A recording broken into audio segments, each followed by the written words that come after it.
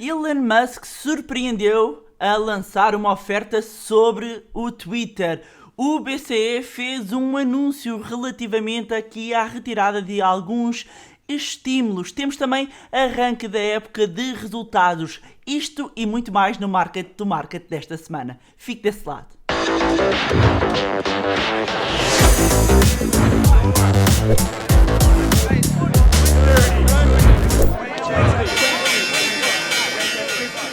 Olá, seja bem-vindo ao Market to Market, o programa semanal onde analisamos a atualidade económica e financeira. E, como sempre, não faço este programa sozinho e tenho comigo Pedro Lino. Olá, Pedro Lino. Olá, Bárbara, tudo bem?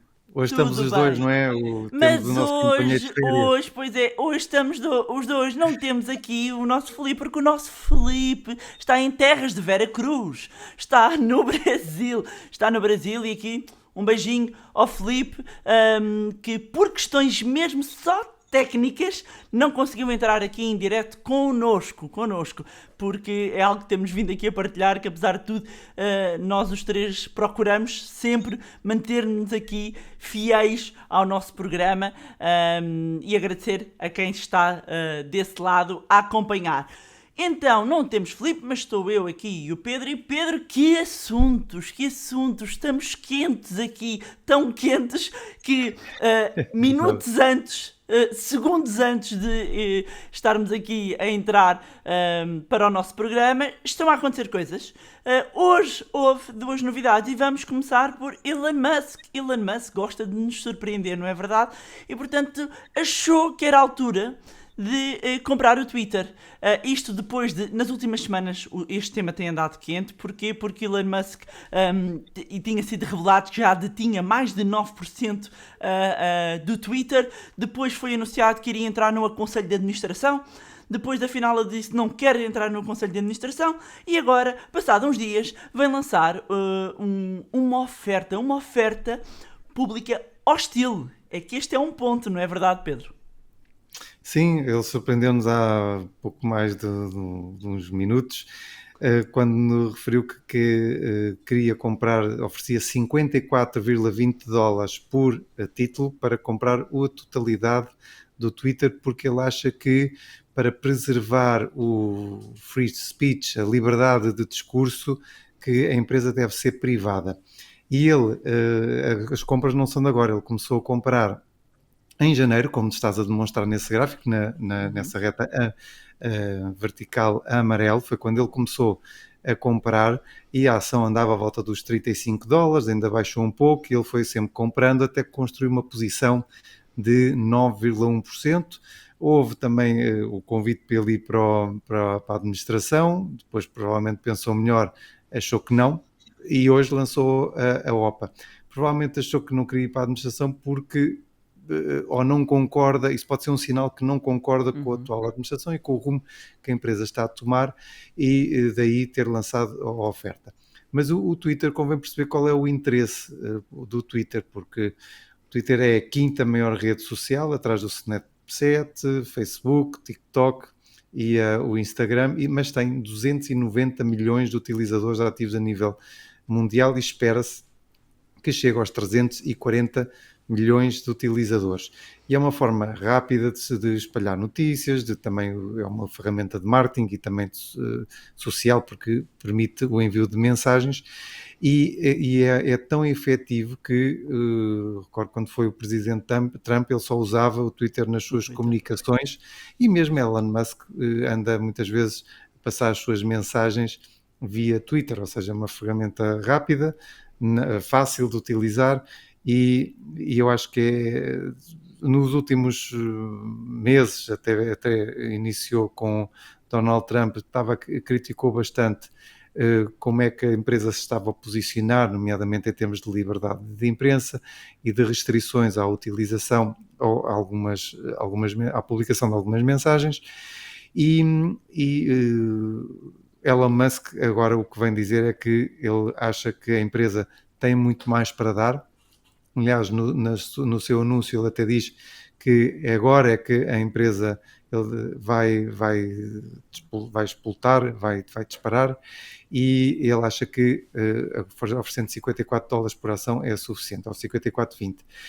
A ação abriu, ou na pré-abertura estava a subir quase 11%, mas neste momento, quando nós falamos há cerca são quase 3 da tarde, a ação está a subir apenas 2%, está nos 40, quase nos $47, o que significa que está muito longe da oferta de Elon Musk. O que estás a mostrar agora é desde a oferta pública de inicial, quando o Twitter veio para a Bolsa, em 2013, e o que podemos ver é que durante muitos anos teve uma performance bastante má, até porque as outras redes sociais estavam melhores e não se percebia como é que o Twitter ia monetizar a sua base de clientes e como é que ia entregar valor aos seus acionistas. Depois também tivemos a presidência de Donald Trump, que parece não, ativou muito a utilização do Twitter, e ele próprio utilizava, e por isso houve aqui também uma capitalização por causa de todas as mensagens que eram repassadas pela rede social. Neste momento, o que o mercado está a dizer é que ele não vai ser bem sucedido, até porque, como disseste bem, é uma hostil, ou seja, não é amigável, não foi falado antes com o Conselho de Administração, nem em princípio com outros acionistas, por isso o que Elon Musk está a tentar irá tentar convencer as outras instituições, que são fundos de investimento que têm a maior participação. O anterior CEO, que era o Jack Dorsey, ainda tem 2,2%, se não estou em erro, da empresa. Mas o que o mercado neste momento está a dizer é que esse preço não, e que não confia na oferta que foi feita agora. E às vezes aqui o que temos é alguma volatilidade da Elon Musk, por isso vamos esperar para ver se esta é uma oferta mesmo firme ou não. O que é curioso também, e ler nas palavras, e é Elon Musk a ser Musk, que é, ele já veio dizer, ou seja, ele quando faz a oferta, o que ele vem dizer é esta oferta que eu estou a fazer, e para ele é séria e é definitiva, é última, e que não há melhor oferta. E estávamos inclusivamente aqui a mostrar que representa um prémio de 54% face a janeiro, ao preço, ao fecho de janeiro de dia 28 de janeiro. E o que é curioso é que ele diz a oferta é final e se não aceitarem, terei de rever a minha posição no Twitter. Ou seja, eu acho que é isto que também pode estar aqui a causar alguma pressão, porque se efetivamente não for aceite, ele aqui ia dar um sinal que se vai embora, não é? E tendo 9%, mais 9% da empresa, é natural que estes próximos tempos possamos vir a assistir aqui a alguma volatilidade, exatamente para isso, para os investidores verem que caminho então é que pode vir aqui a ser tomado. Portanto, um tema quente a aquecer aqui nos mercados e certamente vamos continuar aqui a acompanhar no nosso Market to Market. Mas também, além de Twitter e Musk a lançar aqui uma oferta hostil sobre o Twitter, estamos em cima da hora para BCE, ou seja, houve reunião do Banco Central Europeu, Christine Lagarde falou e, Pedro, o que é que saiu desta reunião? Para já, juros na mesma? Para já, mexida de juros não houve, mas já houve aqui uma indicação de redução de estímulos e de programa de compras para o terceiro trimestre. Mas que indicações e que diretrizes é que Lagarde acabou por deixar aqui ao mercado? Sim, nesta reunião do BCE não era esperado que o Banco Central subisse as taxas, nem que desse outra sinalização que não que tinha dado na última reunião, que era o programa de compras vai mesmo acabar, ou seja, houve esse reafirmar de que o programa de compra de ativos irá acabar no terceiro trimestre, ou seja, vamos ter agora compras de 40 mil milhões de euros por mês em abril, ou melhor, no mês de abril, 30 mil milhões em maio, 20 mil milhões em junho, depois 10 mil milhões em julho e acabou. Ou seja, o BCE deixa de comprar obrigações. E porquê que isto é importante? Porque Christine Lagarde já tinha referido e hoje reiterou que, em resposta a várias perguntas dos jornalistas, que a subida de taxas de juros apenas irá ocorrer após o fim da compra de ativos. E esta compra de ativos está prevista para julho. Por isso, provavelmente, agosto, ninguém irá mexer nas taxas, a não ser que houvesse algo muito extraordinário, mas em setembro, outubro já é possível. E aqui, o que estás a mostrar neste momento é quando é que será o início das taxas de juros. E muitos analistas, muitos economistas, primeira subida, muitos analistas apontam para fim de outubro ou novembro a subida de taxas de juro dos menos 0,5% para menos 0,25% e depois em dezembro outra subida, principalmente na taxa de refinanciamento do 0 para os 0,12,5%. Eu queria só reiterar que o mercado espera que as taxas subam mais cedo. Isto é uma pool é uma aqui uma análise, survey, um inquérito. Um inquérito. Não estava a dizer, um inquérito a vários analistas, a vários economistas, mas o mercado espera que as taxas possam subir já em setembro. E aqui neste inquérito o que podemos ver é que estes economistas esperam que as taxas da Euribor, as taxas do BCE atinjam os 0,37,5% em dezembro de 2023, as taxas de depósitos, e as taxas de refinanciamento no 0,75%. Mas o mercado, neste momento, está à espera já de taxas de juros à volta de 1,25%. Ou seja, estamos aqui a ter uma reação do mercado bastante mais forte, porque parece não, o BCE tem sustentado bastante, através do seu programa de compra de ativos, a emissão de dívida pública por parte dos governos. E o que nós estamos a ver é que sem esse suporte a partir de julho, provavelmente as taxas no mercado irão subir mais depressa e até isso irá forçar o Banco Central Europeu para dezembro de 2023 termos taxas superiores. Significa, mais uma vez, atenção, as famílias, as empresas irão pagar bastante mais dentro de 1 ano e meio pelos seus empréstimos. Por isso torna-se urgente iniciar um planeamento financeiro para dentro de 1 ano e 7 meses, a partir de dezembro de 2023. O que é que o BCE nos disse mais? Que para além de acabar este programa de compras, que iriam projetar as primeiras subidas mais para o fim do ano e disse que queria manter toda a flexibilidade para que pudessem intervir caso as taxas de juros subissem demasiado na zona euro ou que os diferenciais entre a periferia e a Alemanha, se esse diferencial subir muito, que podiam intervir. Por isso não lançaram nenhum programa de compras, nem nenhum programa de emergência, que era isso até que se estava à espera, mas, porque como vemos aqui, este programa de compras acaba em agosto, em julho, em agosto já não temos, mas o que Christine Lagarde disse é que o Conselho de Governadores quis manter toda a flexibilidade para o necessário, ou seja, não anunciou nem que sim, que iriam comprar ou que iriam ter um novo programa, nem que não iriam comprar mais. Por isso será uma reação. Iremos ver como é que em junho, com as novas previsões para a evolução económica na zona euro, nomeadamente de inflação e de crescimento, essa reunião de junho é que irá ser marcante. E essa reunião terá por base estes indicadores da inflação, que estamos a ver atingiram 7,5% na zona euro em março, que é o máximo desde sempre, pelo menos desde que o euro foi lançado, não temos memória destes valores, e o Banco Central Europeu irá reagir, mas irá esperar por junho para dar o que se chama o Forward Guidance, ou seja, a previsão do que é que irá fazer para o resto do ano.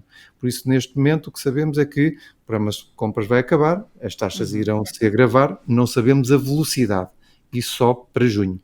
Muito bem. E é curioso, eu estive a ouvir a Christine Lagarde e o que ela dizia relativamente à inflação, e realmente quando nós olhamos para estes valores de inflação tão elevados, sabendo que os salários se mantêm idênticos, é de facto um pouco assustador para famílias e para empresas, como é óbvio, e ela veio dar essa indicação de que se prevê que nos próximos tempos a inflação continue alta, que permaneça alta, muito sustentada por aquilo que temos vindo a falar há vários meses até, aqui no Market to Market, que é os custos com a energia, ou seja, a energia, no fundo, aqui a pressionar em alta a inflação, que deve-se manter, e lá está Christine Lagarde dizer que o BCE tudo fará para que a médio prazo se consiga finalmente ter aqui o target, não é? A referência em torno dos 2%,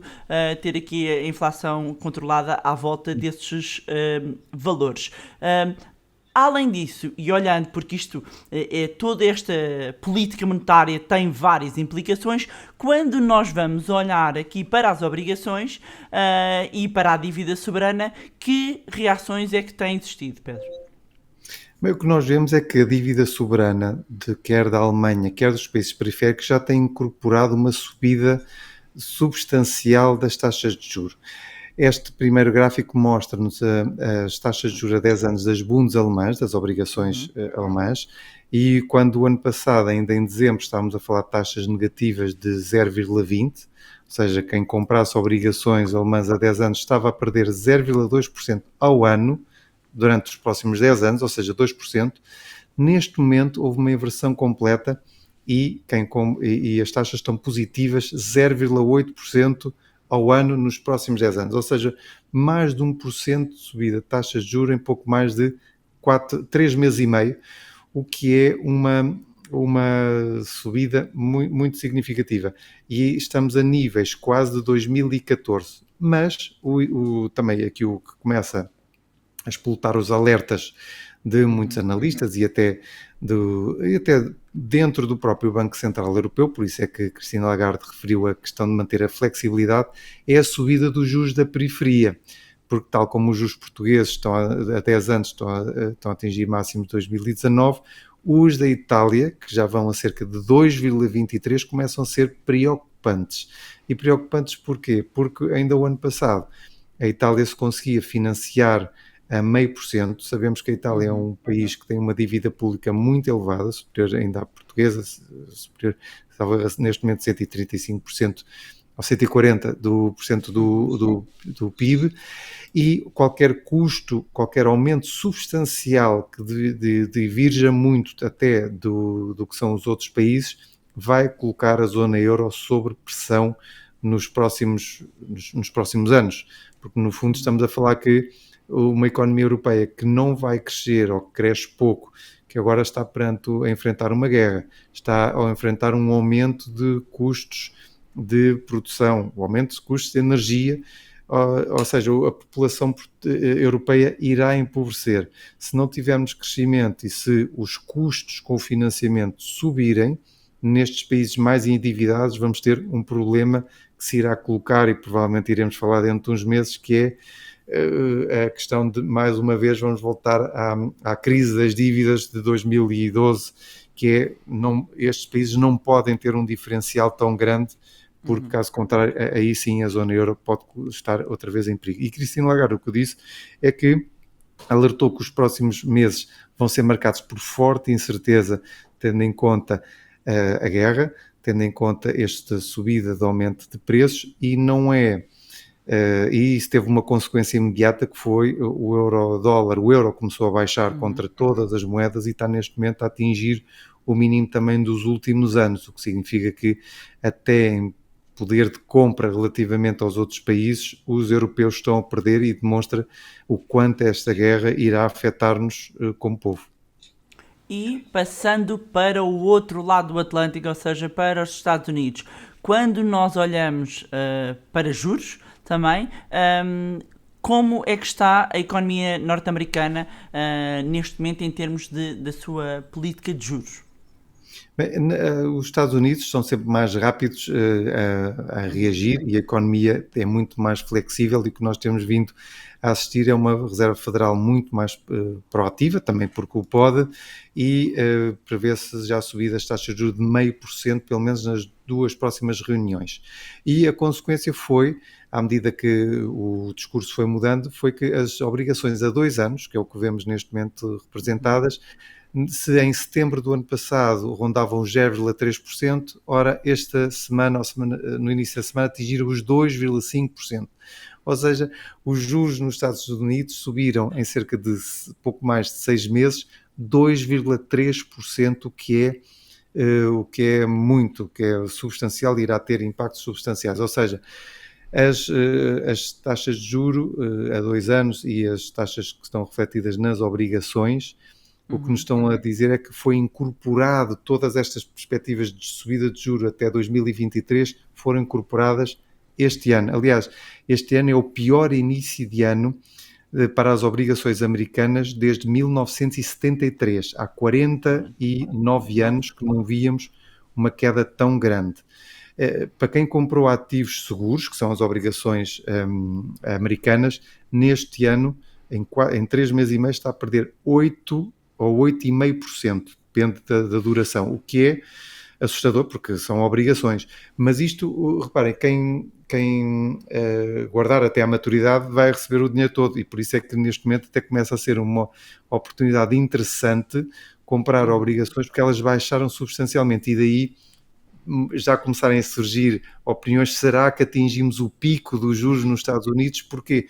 Porque o mercado reagiu muito depressa, apesar das taxas neste momento da FED estarem de 0,25 a 0,50 e irem subir expectavelmente este ano quase até próximo de 1,75, o mercado a 2 anos já está a incorporar 2,5, ou seja, provavelmente houve aqui um acelerar das expectativas que foi refletido no mercado. E o que agora se começa a discutir é, provavelmente, os Estados Unidos, as taxas subiram demasiado, pelo menos no mercado, e o que vamos ver é o mercado agora a corrigir nas suas expectativas de taxas e a Reserva Federal a acompanhar, ou seja, temos sempre que ter consciência, e acho que por isso é que também estamos aqui, o mercado normalmente mostra sempre o que vai acontecer, e às vezes o que nós vemos de um lado já não está refletido no mercado, ou seja, as taxas no mercado já estão a baixar, mas a Reserva Federal ainda vai subir bastante.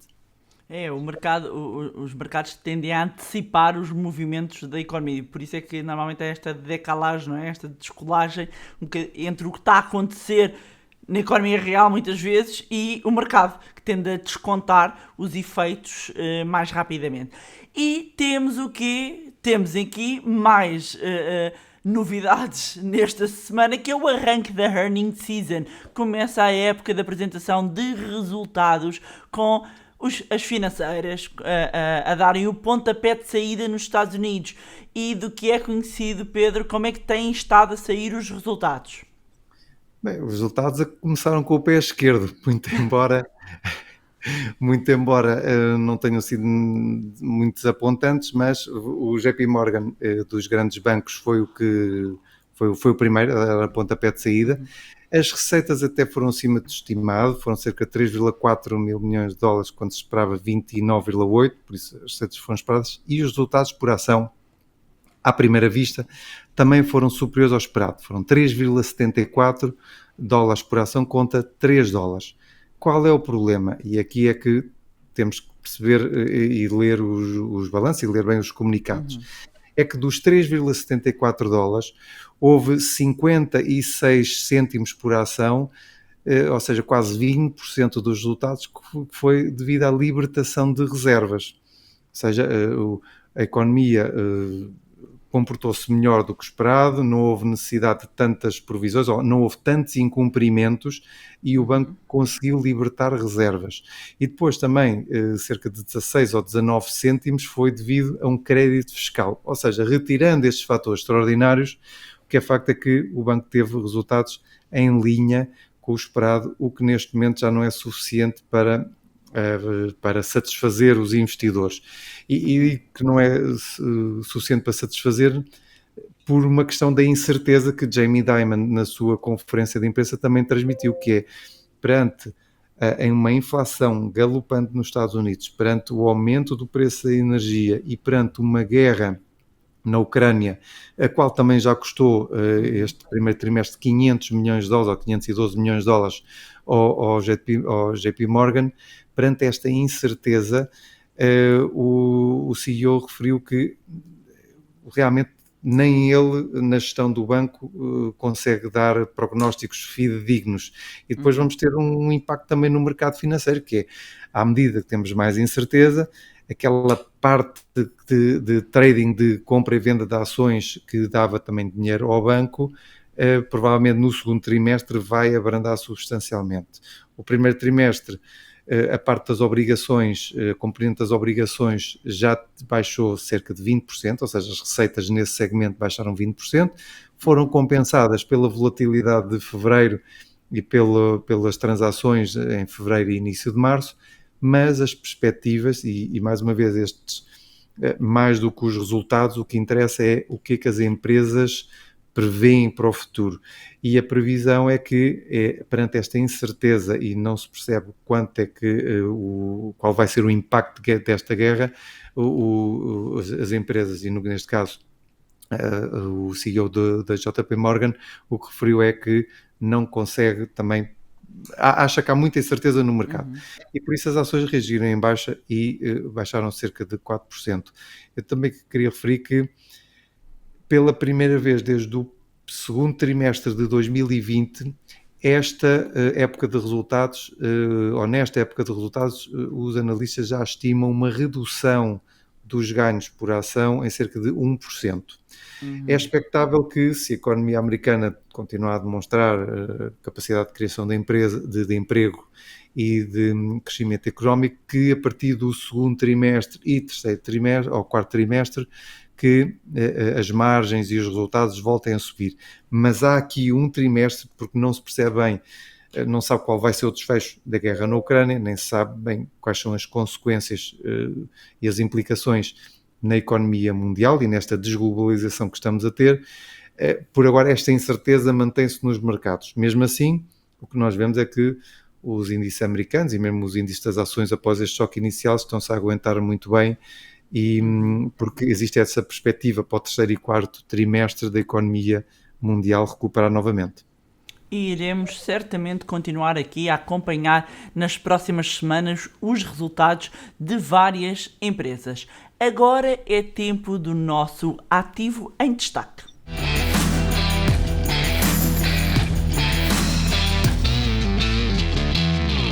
E para esta semana, Pedro, fomos destacar aqui um ativo que esteve aqui muito na berlinda, se me permitem a expressão, sobretudo o ano passado, que tem vindo a sofrer desde o arranque do ano, e agora surge aqui a sua gestora, Cathie Wood, a dar aqui uma indicação de boas perspectivas para o ARK Invest.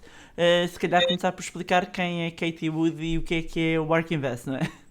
Sim, a Cathie Wood é uma gestora com mais de 45 anos de experiência. Eu até fiquei surpreendido porque, quem olhar para ela, parece que tem 40 e tal anos, mas a senhora já tem 66 anos e tem tido uma experiência notável na gestão de ativos, e lançou há cerca de 7 ou 8 anos a gestora ARK Invest, e que se tem focado na gestão de empresas, ou na gestão através de fundos de empresas que investem na tecnologia, na inovação, na disrupção. E ela ficou muito conhecida porque em 2020, no ano da pandemia, as ações tecnológicas e disruptivas tiveram melhor performance, e os fundos, ou um fundo, o ARK Innovation, chegou a ganhar mais de 150%, o que levou para os holofotes do mundo da gestão. E ela é conhecida por ter participações há bastante tempo, por exemplo, na Tesla, quando muita gente não acreditava na Tesla. Ela tem um price target de $3.500 em 2025 para a Tesla.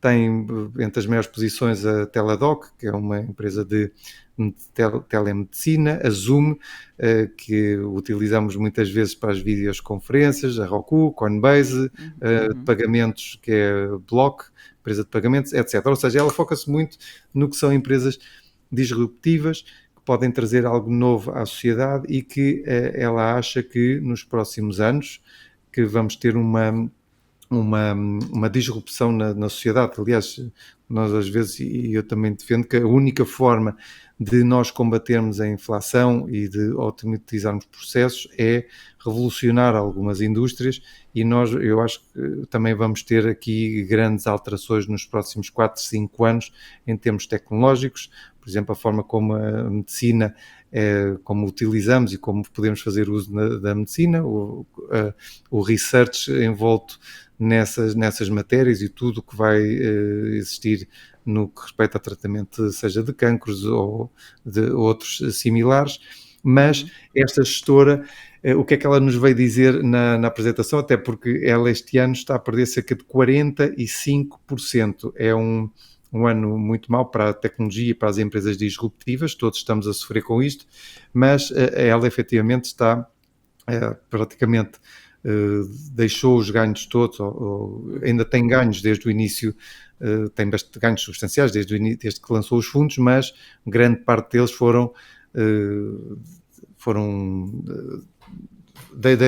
deixaram estes últimos 6 meses, Esfumaram-se no quase. último ano, esfumaram-se, exatamente. Eu queria utilizar uma palavra mais amigável. Derreteram, podíamos usar vários verbos para dizer Eu eclipsaram-se, desapareceram.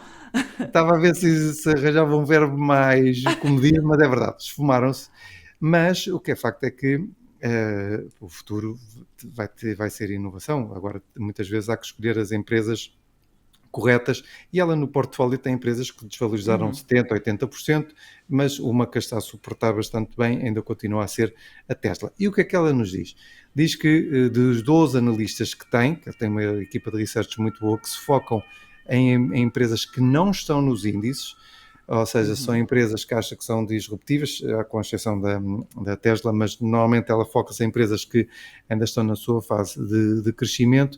Diz-nos que a sua estratégia irá render, segundo eles, cálculos internos, cerca de 50% ao ano nos próximos 5 anos, ou seja, cerca de 250%. O que ela acha é que o fundo e as empresas onde estão investidos têm um potencial de crescimento muito grande. E o que sabemos das empresas disruptivas é isso mesmo, é que podem ter crescimentos como a Amazon 20, 30 vezes, e algumas provavelmente irão desaparecer. Por isso, mas aqui o chapéu, a honra lhe seja feita, que ela tem É sido... ousado ela dizer isto, não é? E aqui um ponto para quem chega, e eu tenho que fazer este...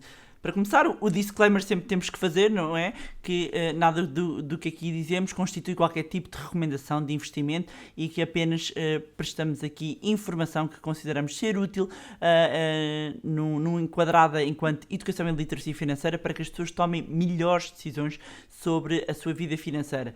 Dizer com isto, não é? Que isto não é garantia, isto é a expectativa da sua gestora a dizer que espera se vai materializar, se vai realizar, se vai superar, se vai ficar aquém. Estaremos cá para depois ver, mas que não é a garantia, ok? Deixar também aqui um sinal de alerta para pessoas que se calhar podem chegar agora e não nos acompanhar de forma tão regular, ou ainda estar numa fase inicial de procura de investimentos e de soluções, que é uma pessoa com interesse, não é? Há aqui é a própria pessoa interessada, obviamente que é uma pessoa não é? Com experiência, com provas dadas no mercado, mas que não deixa de ser uma expectativa, porque ninguém sabe a bem da verdade o que é que vai acontecer amanhã, não é? Sim, e chama a atenção que são fundos muito voláteis por estarem expostos à tecnologia, e não é só tecnologia, é empresas disruptivas. Por exemplo,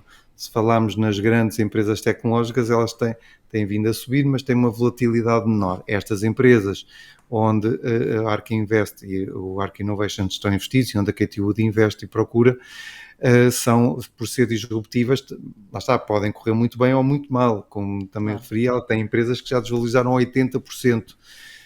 Algumas que saiu com prejuízo, outras que está a reforçar, mas há que ter cuidado, e quando se investe devemos sempre também ter noção que devemos investir de uma forma diversificada e a longo prazo. E o que ela está a dizer é que num horizonte de 5 anos é a expectativa dela, mas como disseste bem, quer dizer, é a expectativa e ela também está a vender Claro, o o seu próprio research dela e peixe. que ela faz, que, Claro, que ela por faz. isso há Muito que bem, ter esse cuidado. aliás, mesmo para quem chega ou quem nos acompanha, aproveitar para dar a nota. Se há alguma recomendação que eu faço é que invistam na vossa literacia financeira e na vossa educação financeira, porque já dizia Benjamin Franklin que o investimento em conhecimento paga sempre os melhores juros.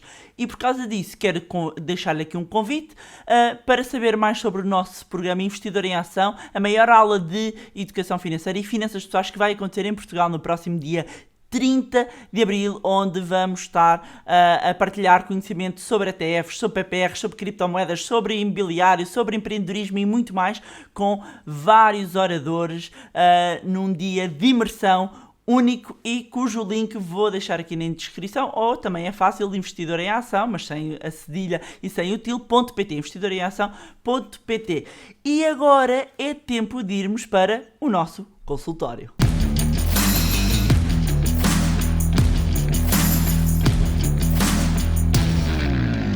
E como sempre aqui no nosso consultório nós respondemos às questões que nos são enviadas por quem acompanha aqui o Market to Market. Para quem não sabe como fazer, vai encontrar na descrição deste vídeo um link, carrega o link, preenche então o formulário com a sua questão que nós iremos aqui responder nesta nossa rubrica. Então vamos começar pela primeira pergunta que nos chega da Tânia e que diz: boa tarde, com a previsão de subida de juros no crédito à habitação, é uma boa opção passar para uma taxa fixa em vez de taxa variável? Ora bem, Tânia, esta tem sido, antes de mais, obrigado pela sua questão, esta tem sido uma questão recorrente que temos vindo a responder, nomeadamente nas últimas semanas. Porquê? Porque, de facto, e aqui até elencando no que temos vindo a falar neste próprio episódio da sinalização de subida de taxas de juro, a implicação que existe para as famílias tem a ver com a Euribor, que é uma taxa interbancária, a taxa que os bancos emprestam dinheiro entre si, e a taxa Euribor, que é a mais utilizada como referência de crédito à habitação em Portugal. A maioria das pessoas tem taxa variável, não tem taxa fixa, e por esta altura começa a surgir a dúvida: será que eu devo passar para taxa fixa ou taxa variável? E a verdade é que não há nunca uma resposta fechada. Não há uma resposta fechada porque, primeiro, tem a ver com as propostas que são feitas pelos bancos, e mesmo pelas propostas apresentadas pelos bancos há muitas diferenças. Há muitas diferenças entre as várias propostas apresentadas. Depois tem a ver com a própria expectativa que a pessoa tenha em relação ao que poderá vir a subir a sua prestação. Tem a ver com o facto de, durante um período, estar a pagar mais caro. Porque é preciso ter atenção que se eu decido, se eu tenho uma taxa variável ao dia de hoje e passar ao dia de hoje para uma taxa fixa, eu, a partir de hoje, passo a pagar mais caro. Eu estou a pagar um prémio. E muitas vezes, conforme, vamos imaginar, num empréstimo, conforme a dimensão do empréstimo, pode significar mais 50, 100, 200, 300 euros. Por isso é que se tem de fazer a simulação. E podem pedir as simulações no banco e ver, ok, eu vou estar a pagar mais 100, 200, 300 euros, 50 euros durante quanto tempo? Ou seja, quanto é que a Euribor teria de subir para haver este cross point, este cruzar, em passar-me a compensar? Depois, saber, eu tenho previsto um plano de amortização antecipada? Sim ou não? Porquê é que esta pergunta é relevante? Porque quando nós estamos a falar de amortização antecipada, existe uma limitação de comissão por amortização, que no caso de quem tem taxa variável é limitada a 0,5% do capital a ser abatido, a ser amortizado, enquanto para quem tem taxa fixa é de 2%. Estamos a falar de 1,5 pontos percentuais de diferença, que é uma diferença considerável. E tem de fazer as contas. E temos aqui mencionado, inclusivamente, se... fazendo as contas, vamos imaginar e tentar tangibilizar um bocadinho, vamos imaginar que eu tenho uma determinada prestação e que eu passar a uma taxa fixa vou pagar mais 100, mais 150 euros. Não sei se é isso. Depende sempre do montante, ok? Vou passar por mais 100 ou 150 euros. E que eu, durante 1, 2, 3 anos, depois falta saber isto, também um parênteses, que é o prazo a que fica fixo. E saber também que quando eu passo para fixo, depois é mais difícil voltar para variável, pelo menos na mesma instituição. Mas nada impede que mude de instituição. Mas a poupança, ou seja, neste caso, o que estaria a pagar a mais não poderia poupar e depois iniciar um plano de amortização? É uma possibilidade. Portanto, não há uma resposta redonda de sim e não. E eu tenho sempre muito receio quando vejo logo pessoas muito rápidas a responder para um lado ou para o outro. Porque depende, porque há pessoas que efetivamente, e se calhar muito por terem na sua memória outros tempos em que nós tivemos Euribors acima de 5,2%, não é? Euribors que ainda estão muito longe desses valores, que prefiram estar a fixar, mesmo preferem pagar o prémio mais caro para não haver revisões para cima da prestação, mas depende sempre de cada agregado familiar, depende sempre de cada casa, depende sempre das finanças pessoais de cada pessoa, e só fazendo as contas, pedindo as simulações e fazendo as contas. Pedro, não sei se queres acrescentar algum ponto. Não é isso, há que fazer bem as contas e perceber qual é a taxa efetiva, qual é, se tem alguma isenção ou não de comissões de amortizar antecipadamente, se consegue negociar isso com o banco, mas as últimas notícias que eu tenho e algumas informações que me enviam é que temos bancos a dar taxas de 2,9% ou 2,6%, e aí o que tem que perceber é isso que a Bárbara falou, que é uma coisa é estar neste momento a pagar uma taxa entre o spread e a Euribor negativa, provavelmente agora há de estar a 0, mas há de subir para 1 e tal por cento no próximo ano, o outro é pagar 2,6% imediatamente. Por isso é uma questão de contas e também é uma questão de gestão de risco do agregado familiar. Muito bem, vamos então agora passar à próxima questão. A próxima questão chega-nos da Marta Pinheiro. Antes de mais, obrigada por todas as semanas partilharem tão pertinentes insights. A minha questão é a seguinte: tenho um PPR maioritariamente investido em ações com uma considerável exposição à China. Perante a conjuntura especialmente referida no programa anterior e as potenciais perdas do mesmo, quão preocupada devo estar? Muito obrigada pela resposta e um bem-aja. Obrigada, Marta. Pedro, o que é que temos a dizer à Marta? Obrigado, Marta. Fiquei curioso o que é que será uma exposição considerável, porque os PPRs normalmente não têm exposição superior a 10%. Não sei, quer dizer, há várias formas de ter uma exposição superior, mas não vem assim à cabeça nenhum que possa ter logo mais de 10%, mas tendo, ou se para si mais de 10% já é uma exposição considerável e se não se sente confortável, então tem que diversificar de PPRs, porque neste momento não pode fazer nada. Quem faz a gestão da carteira é a entidade gestora, por isso infelizmente a Marta a única coisa que pode fazer é transferir ou diversificar por outros PPRs, e se o fizer, relembro que pode fazer uma transferência parcial ou pedir para alterar uma parte do valor que tem aplicado numa outra estratégia, e que normalmente as instituições não cobram nada e pode diversificar dessa forma. Ora, agora também respondendo à questão do mercado chinês, é verdade que o mercado chinês tem estado muito pressionado, seja agora pela política zero Covid-19, tudo que nós já temos vindo a falar, seja a questão da maior supervisão das empresas tecnológicas, se podemos falar supervisão ou maior controle, aqui depende, e efetivamente as empresas chinesas estão a transacionar a múltiplos muito baratos e depois baixos, queria dizer, não é baratos, porque barato já depende. E também referir que ainda temos a incerteza quanto a se algumas empresas vão continuar cotadas nos Estados Unidos ou não, ou seja, por isso é que existem uma série de fatores e por isso é que as empresas chinesas têm vindo a desvalorizar substancialmente, não é só de problemas internos, mas também estes problemas externos.